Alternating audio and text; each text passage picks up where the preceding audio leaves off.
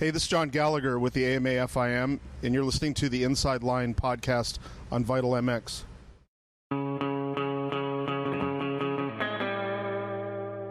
Hey, it's Guyby with Vital MX.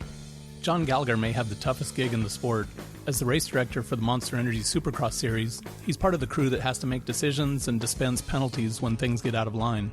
Being a ref in any sport is tough, but judging from some of the comments we've seen in the forum lately, people misunderstand not only what he does, but some of the hows and whys that go into a lot of the decision-making process. That's why we asked John to sit down for a chat. We'll admit, we were teasing him a bit in the following intro. This is similar to what you'd hear if you were to attend the writers' meeting each week, when he starts it with a "motorsports are dangerous" message. Anyway, listen in. Before we dive in, we've got to thank some brands that help support the show. The Inside Line is presented by Thor. Since 1968, Thor MX has been supporting some of the world's most elite racers, including the 2018 250 Pro Motocross champion, Aaron Plessinger.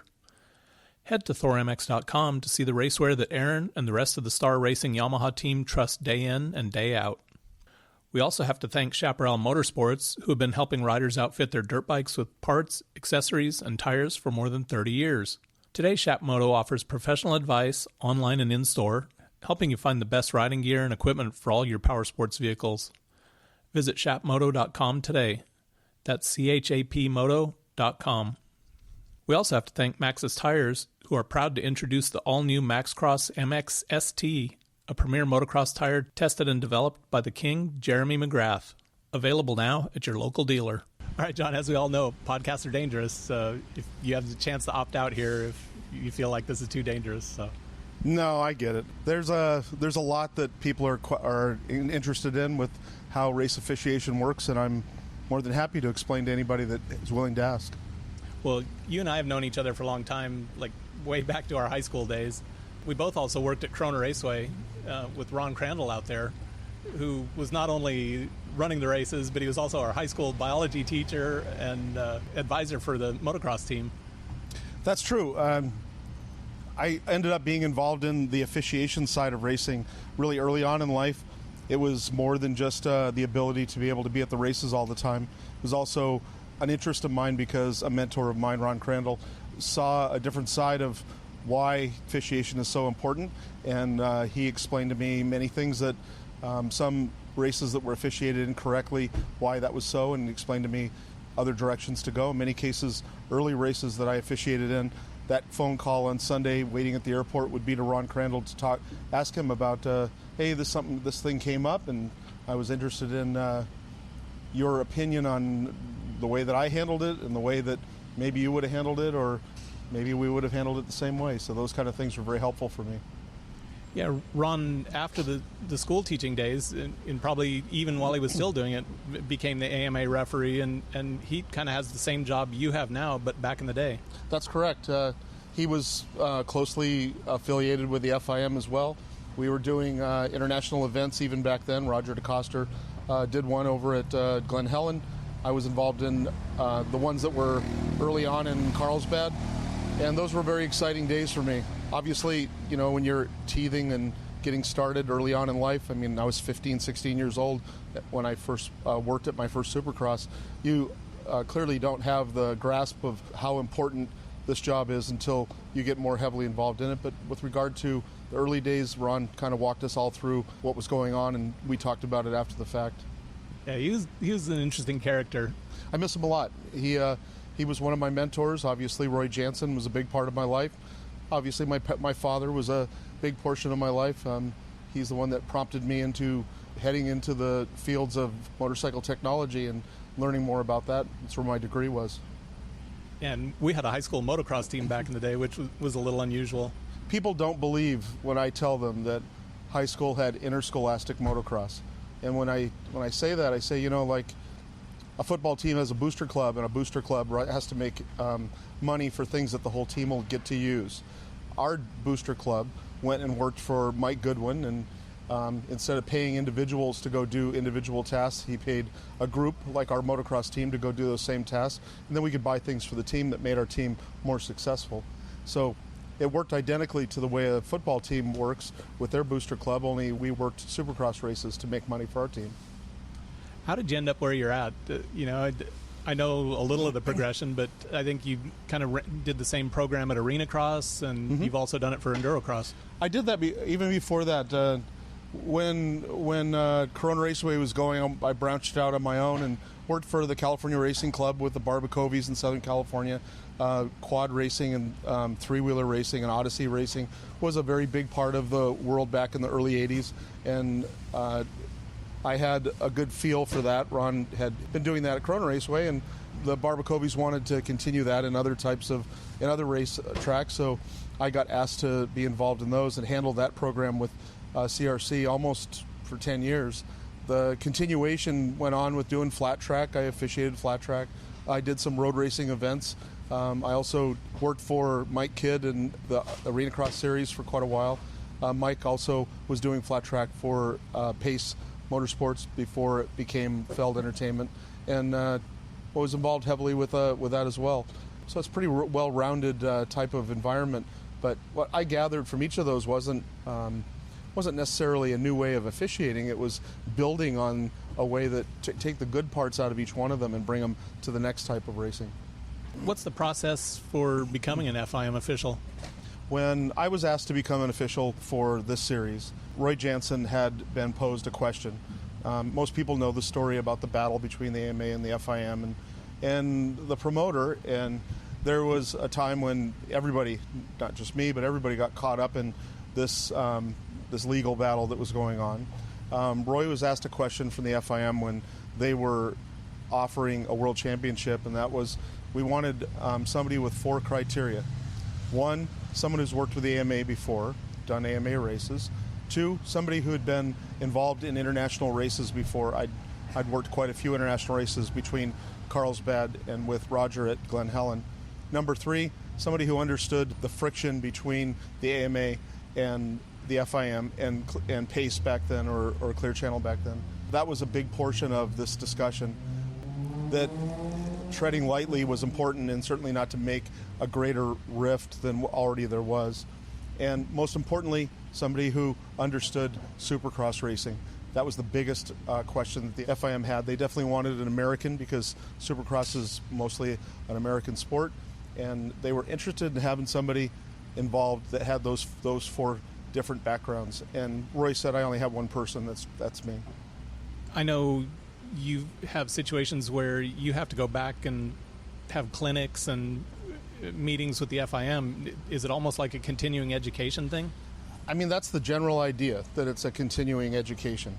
However, what it really is, it's a number of race directors that all get together in different parts of the FIM that get together and provide different backgrounds, different things that they've done throughout that year. Well, we do 18 rounds throughout the summer. That's the 17 rounds for Supercross, and of course the Monster Energy Cup. Those are all very big events in the United States. And so in many cases, I go to these to provide content. Now, that's not saying I don't take away anything from each of these seminars. They happen once a year in November when the off season starts, and folks that are doing MXGPs are there. I do MXGPs as well, so it's very helpful to interact with the other guys that have done clerk of the course jobs throughout the year. We interact with each other and share stuff that's happened throughout the year, and there's a race director for the MXGP that is helpful for me to talk to, and we'll talk about things that have happened with each of our series and how we handle that. People seem genuinely confused about how Marvin could have been penalized points but still keep the win. That's not a new thing, though. No, it's not a new thing. The rule was written differently 3 years ago. We ended up with a winner of a race, Ryan Dungey, jumping on a Red Cross flag, and he ended up losing the win. There was a lot of concern or issues related to that involved not only Ryan losing the win and what that entails with regard to his own team, but also the fans that watch TV and the fans that were present that left the stadium all expected Ryan to be the winner. And then after the race was done, the win was pulled from him. There's also a feeling that there's an inequity of the winner losing the win compared to, say, 16th place losing the win, or losing 16th place for identically the same penalty. And there was an inequity in the penalties because of just the position. Now, that's a huge inequity. So there was discussion made between the partners in Supercross, Feld, the teams, and the AMA and the FIM about how that could be made better. Instead, it was made more uniform by having a specific points adjustment with a weighting of points more towards a win than a middle of the pack finish. And it seemed more equitable across the board. I was not involved in the decision making of that change in rules from 3 years ago. However, when Marvin was penalized, I was following the rule book. So I guess there could be a debate about what the way the rule book's written, but the reality is there's three things that have to happen when a rider apparently does a penalty. One is it has to be justified. In other words, we have to look at it to make sure the rider saw the flag was displayed properly. And secondly, we have to look at intent. There was a discussion about that and whether he had something else going on, he was avoiding another rider, or we have to look at what happened. Then secondly, we have to make sure we tell the rider that this is becoming an issue, and regardless of whether he goes up on the podium and takes a win, takes a trophy, we still have to let him know that this is being looked at. And then lastly, we have to go through the exact same criteria that we go through with any penalty, and that's let the rider have his day in court, so to speak. We have to let the rider know that this is what rule was broken, this is the penalty for it, and do you have anything to say for yourself? You certainly can't do that between when the rider wipes the sweat off his brow immediately after a race and he goes up on the podium. So there has to be something that there has to be some time that happens after that. And that's exactly what happened with regard to that race a couple weeks ago. I think something that's also changed up over the last few years is the race direction. How do those decisions work? 2 years ago, there's a lot that's going on the floor of the race with the race director up until 2 years ago. And 2 years ago, there was a decision to go more along the lines of what the MXGPs, how they work. It's instead of a race director exclusively making all the decisions regarding not just penalties and the riders, but also track adjustments and changes to parts of the track that are unsafe or even prioritizing where we do track maintenance. The decision was 2 years ago to make it a race direction type of environment instead of a race director. I'm still the race director. However, there's a three-man race direction team that looks at each incident and discusses it on the radio. And we make decisions across those three people. One is a ex-factory mechanic. He's our tech director. One of them is an ex-pro rider, and myself. And I've got a lot of experience, obviously, with Supercross. What kind of tools do you have at your disposal to help make decisions? What we get told many times for guys that come in that are not part of our series is they're surprised at how much we have available to us in such a short amount of time. And that's because we have so many cameras on the floor that are capable of providing us with video either instantly or on a memory stick, and afterwards I can bring it up on a computer or a screen in the AMA truck to talk to the rider about it. But we have an ISO camera not only in the scoring booth but also up in the top, up in the tower, and there's people up there that are also looking at incidents that we can do instant replay on that aren't necessarily shown on TV.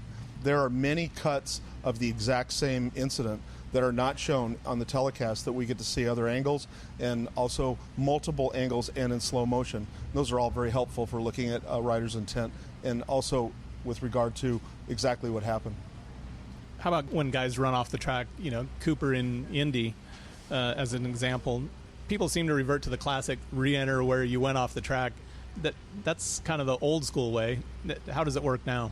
I'd love to sit down with somebody who reverts to that old school way of re-entering the track where you left it with regard to the Cooper incident. That's a prime example of why that doesn't work with Supercross. In many cases, trying to re-enter the racetrack where you left it would be a more dangerous situation than the way the rule is written now. Re-entering the track with the understanding that you're racing other competitors and us making a subjective judgment of whether the rider's intent was to make it right again is better for everybody. And once again, we're not necessarily talking about amateur racing, and we're not talking about big open stadiums or facilities that have lots of space between the lanes. In the case of Cooper, we had no space between the lanes, so there's no way that he could re-enter where he left the track there. However, with regard to many of the judgment calls, the biggest issue of all is whether the rider actually gained an advantage, in our opinion, with regard to the riders that he was competing against. And that's where the judgment gets questioned in many cases by fans. Unfortunately, we're making those decisions with regard to what is best for our sport and also what's best for the paddock. And we got to make sure that we have that criteria at least in agreement. There's definitely going to be judgments that people aren't going to agree with, and we get that. That's not a problem. We have to make sure that we just get this as right as we can with regard to the time span that we have, and then move on.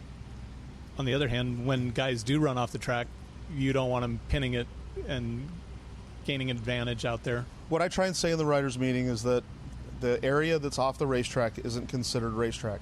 So if a rider is going to end up going for an extended amount of time off the track to get back on the racetrack again, he has to think of that as our world, meaning the officials, the medical staff, and those guys that are running out and picking guys back up again. Plus, we have lots of television equipment that's on the side of the racetrack, and the rider can be in more danger using off the racetrack areas as racetrack than he realizes. So in that case, we try and make it imperative to the riders that they have to get back on the racetrack as soon as they can, meaning not run a whole entire length of a stadium if it's possible, and second, do it in a safe place so they don't get hit by riders that are at full speed.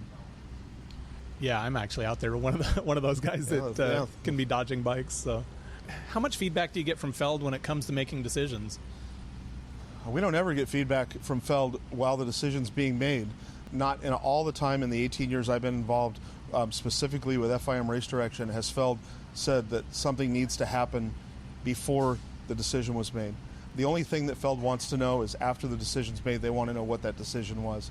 And in many cases, these decisions can change either purse results or change points results, and they just want to get it right with regard to their social media. But with regard to anything that Feld says, you got to make that guy get back in points because of something or whatever, that not ever has that happened, and has never been an issue with officiating with either the AMA or the FIM. Sometimes I think the fans also think Monster has some influence in decision making too. That's laughable. I mean, literally the only time I've ever interacted with Monster was we have a sticker that goes across the top of the number plate. And in many cases, another team that isn't Monster would like to have their bikes displayed underneath their tent with not the Monster logo on top of their number plate. When it goes back out on the track, they abide by our rules in most cases. Occasionally a mechanic will get busy, he'll forget. He won't have the logo sticker for Monster that's mandatory for the rider to get paid. And he goes out on the track, and we get a picture later from one of the photographers that shows that the Monster logo isn't on there. I've actually gotten one phone call in the whole entire time I've been doing this from then the director of racing at Monster, who said, "Hey, listen, this whole Monster logo thing on a Rockstar bike or on a Red Bull bike is not that big of a deal to us. Please don't go so hard on the rider. It was a mistake, and just let it go." And we have a criteria for what we're supposed to do, and Monster indicated that really isn't nearly as important to us. Clearly a Monster logo and a vast array of another brand's energy drink doesn't end up selling more Monster for them, so they weren't that worried about it. How much discussion do you have with riders and teams? For example, I saw you recently chatting with Roger DeCoster and Eric Kehoe, for example, at the Seattle race. The interaction at the Seattle race with Roger was to let him know that one of his riders had something under review. That was Marvin. The interaction with Eric Kehoe, and this happens often, is that when something happens on the racetrack, like Marvin's situation with jumping on the Red Cross, not only the officials saw it, TV saw it, photographers, I think some even got pictures of it, but also the other team managers certainly see it, and they at the very least want to let us know that if we have not noticed it, then they'd like to maybe possibly put in a protest. In the case of Eric, he was just asking me, did we notice that happened on the start of the race? If I went, no, I didn't know what happened, he'd either say one of two things. Either he'd say, hey, listen, you might want to pull some video to look at it, or the second thing he'd say is, it definitely happened, and we'd like to protest that position or that penalty. That's rarely happens because there's so many officials that are on the floor. We pretty much catch everything live, and then we just grab TV to verify it. And as far as your question goes with communicating with team managers, that happens probably 30 or 40 times a race with regard to stuff that they noticed on the track during track walk, or something they've noticed that happened during a heat or even practice. So there's a lot of interaction with our partners, and we make sure that they know what's going on. It's funny, the example I was thinking of actually was before the race. I think they were talking to you about a section that they thought might be dangerous and were maybe looking for a track change. Actually, Seattle created a bunch of questions from a lot of riders after the track walk, and riders' input is extremely helpful for us after the track walk. In many cases, that's the first time the riders have seen the track.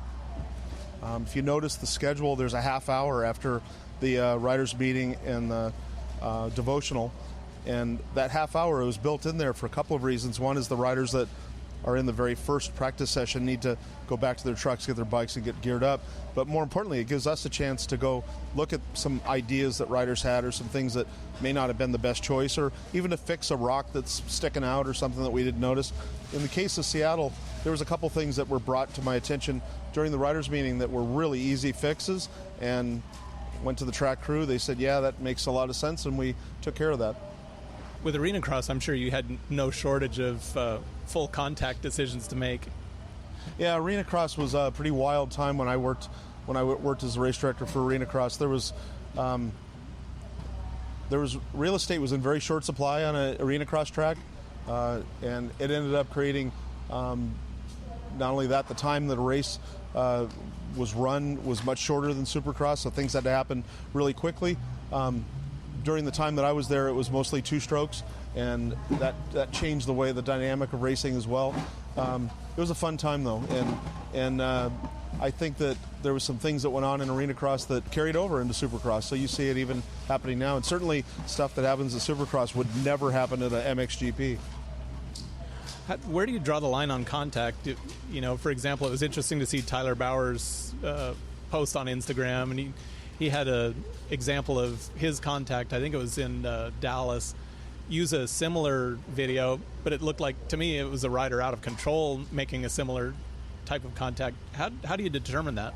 Well, certainly if you take a single photo out of a video, you can draw a different conclusion than if you saw the whole video.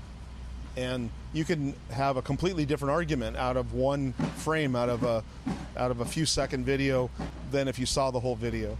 I think many people saw, Tyler and Justin get into it at the race that Tyler was penalized for, and that clearly was a different line of reasoning than some of the stuff that had come out after. I did not see the video that Tyler had posted. I'm not aware of what you're talking about, but I think the big question here is whether intent is involved in a decision-making process. And clearly, intent is a large portion of what happens. If a rider is off the pegs, and he's hanging over the back fender and he bumps into a rider, that's a whole different scenario than if he's looking directly at the rider and turns right up into a rider that's in a left-hand turn. Those are two different scenarios, and those kinds of things we look at very seriously. Is it always black and white? Do you have to determine intent? No, I think that it's never, it's not always black and white, and more importantly, that's a large portion of officiating that Ron brought to my life, was that set yourself in the other man's shoes. And it's easy to do that if you can have an open mind about both guys' intents. And look at what they're doing, look at what they're thinking about, and look at what situation they were in when they did it. And in many cases, we'll watch videos multiple times and in slow motion to help us make that kind of decision. That's really important. And I think that the idea of watching what the rider did prior to the incident that created the collision is a large portion of what ultimately will tell you what's going on. How much does previous history factor into penalty decisions? Is it the same for first-timers as it is for kind of repeat offenders? No, it absolutely isn't. And a good example of that is what's been going on with race direction in the last 2 years. In many cases, if you look at, we have a list of penalties that have taken place in every single race this year. And it's provided back to the teams. And in a first-time offense, in many cases, depending on the severity of the offense, a rider that decides to bar bang a little more aggressively than what is acceptable in our sport, he'll end up with a warning. But a written warning is a good stepping stone into a further penalty, which we fully explain to the rider that if it was something that we required him to come to the truck, we actually wrote out a written warning, had him sign it, make it clear to him through the video that we showed him that that's not tolerated. and that somebody can get hurt with that. And a lot of those things have to do with retaliation. If a rider, say, felt that something, wasn't quite right with regard to how he was treated, he immediately responds back to a rider in the next corner with a clear retaliation. That type of thing is looked at quite seriously, and the rider is warned. If it's something that a rider does repeatedly over and over again, then the warning will have happened long ago, and we'll be talking about much further penalties after that. How do new rules for each Supercross season get implemented?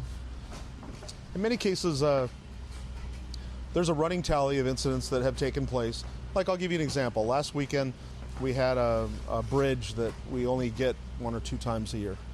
The bridge, the over part of the bridge, is always a kicker jump up and over the top to ramp, and it's never been an issue. We've never had a problem with the bridge. We used to treat it as a triple because it's a blind jump, but it's always so easy that we've never had an issue with somebody crashing. So we backed off of treating it as a triple jump with red lights and a red cross flag, and let the yellow flaggers handle that type of a situation. Last week, there was a yellow flagger on the backside of the jump that was waving a yellow flag to alert the flagger on the front side of the jump to wave his flag, he did his job perfectly. He did exactly what he was supposed to do. The only problem was that we needed to direct the riders from side to side. We learned a lesson on that. We're going to put red cross flags and red lights out on the bridge every time it's out, and make sure that there's radios on both ends to direct the riders right or left. Adam was in a bad situation. Playing leapfrog like that wasn't really good for him, and certainly was dangerous, and we like to make sure that doesn't happen. So those kinds of things, back to your question about the riders, about the rule book, is that we get things that happen that aren't necessarily in the rule book and either implement them in the rule book or at least implement a policy for those type of situations. But every single year our rule book has little marks in it at the end of the season that show things that might be worded differently or something that just wasn't covered at all, and we'll adjust it. We also take into account much information from the other teams, where teams point out something that they might have noticed in the rule book. They read these rule books intensely and make sure that they know the rules, but also they point out some things in many cases that are helpful for us. And the other thing too is we'll ask questions. Go to the teams and say, hey, does this work? You think this worked in this case from the previous year? If it doesn't, then we can adjust that. And of course, Feld is a large portion of that. Like, there are things that bother them, not having riders on the podium at the end of the night, riders that may use the doghouse in the middle of the starting gate as an outhouse instead of using the outhouses that are provided, and those kinds of things can't happen, and they affect the promoter, and they can affect the promoter in a very adverse way. So we'll adjust the rules to accommodate that. Yeah, and there's collaboration between all the parties involved usually. Am I correct? That's the part that most people aren't aware, is that you can be a partner in a race series and not have adverse collaboration. I mean, just because Roger or Eric or Feld or somebody from Monster comes by and makes a comment or there's an adjustment, it's for the betterment of the sport. It doesn't necessarily better their company. I mean, and Roger's been around for a long time. He represents our nation for the Motocross of Nations, and he's a very fair person. And in some cases, he'll come to me flat out saying that there's something one of his riders did that may not necessarily be right, and that we probably should look into that for a rule change for the next year. So, what's the most effective penalty? Is it points? Is it dollars? Or does it vary depending on the situation? We had a symposium in December with younger riders and also some of the other riders. And we did a lot of things with them for 3 days. Pictures for future information that we're putting out. We're paired up with different charities that we wanted them involved in. There's lots of video stuff that we did with them ahead of time in the beginning before the Anaheim one. And then we also sat the riders down, showed them different racetracks and some of the things that we changed because the issues are either don't work well for racing or become unsafe. And lastly, we run some rule changes by them. And in some cases, we'll talk about specific philosophy on that. And your question has to do with what changes behavior. And really, that's the whole point of penalties. It's just to change a rider's behavior and make it clear that that's unacceptable. We don't want to take a rider out of a series. A penalty taking him completely out of a series doesn't benefit anybody, including his team and our series. But more importantly, just to let the rider know that's really important, that doesn't happen again. Now, with regard to whether it's money or points or disqualification or whatever, it has to do with, one, the severity of the infraction, but more importantly, what's ultimately going to do what I said, and that's change behavior. In some riders' situations, they really have plenty of money, and the idea of losing a large amount of money for the average person, but to them not so average, is not a big deal. On the other side, a couple of points means the difference between a championship or not a championship. And so you'll see variations in penalties over points over purse, depending on what the rider's motivation is. Now, the big thing here is that the rule book is starting to become more written to accommodate both ends of that. So, like as an example, Marvin's situation involved points and purse. The purse probably wasn't all that important for Marvin, but those few points was very important for Marvin. And in many cases, we're writing the rule book in such a way that it accommodates both ends of that spectrum to make it so the motivation is more evenly spaced between riders, that points is more important over money. Do you sometimes feel like you're in an impossible situation? You know, no matter what you do, you're going to make somebody unhappy? That's an ongoing discussion, is that, and even riders will say that when we talk about, well, how would you handle a situation? Say I wouldn't want your job is what usually the answer is. But as far as an impossible situation, I think we're making headway. When I first started doing this 18 years ago, there was a lot, when I first started doing the FIM portion of it 18 years ago, there was a lot of animosity between the riders and the AMA truck. And I don't think we have that nearly as much as we had in the past. But more importantly, I think we're making headway with a lot of things. The promoter and the relationship with AMA is much better than it was when I first started. And a lot of that animosity was due to certainly things that were happening far beyond the issues at the racetrack. It was more political. But I think that the relationship across the board in the pits is much healthier than it's ever been. Well, I appreciate the time here, and let's go racing tomorrow. Yeah, I'm looking forward to it. Another day. I'm really into it. Thanks. Okay, there you go. Hopefully you have a little bit better understanding of John's gig and how decisions are made. As always, you're free to comment, but let's keep it social, not antisocial. Before we head out, we have to thank our sponsors.